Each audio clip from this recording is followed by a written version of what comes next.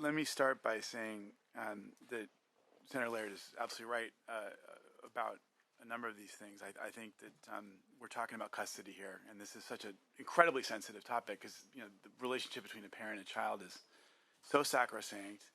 But that really is at the heart of the bill.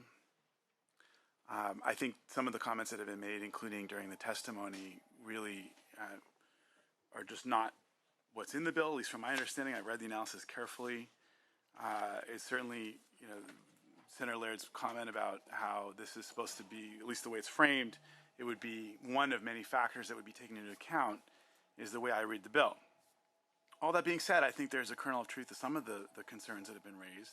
And I certainly want to make sure that just because someone, has, maybe, I don't know, if someone might be religious, for example, and there's nothing that they do as a parent that would impact the health and welfare and mental well-being of the child. They accept the child's decisions, but they struggle with it themselves. I would certainly want to make sure that person wasn't dinged under a custody dispute in the context of this bill. And so, I guess my challenge, I've heard various interpretations through the course of the conversation today about the word affirmation, affirmed. And in some respects, it seems to be almost purposely vague. From my perspective, affirmation has always seemed like a proactive thing.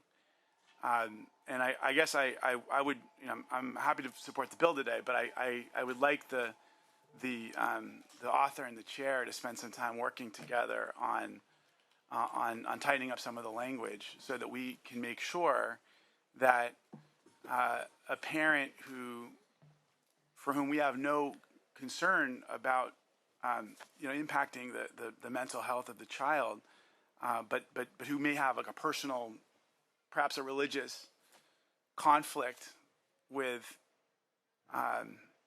gender fluidity, wouldn't be dinged if we don't have a concern about their ability to be a good parent to that child.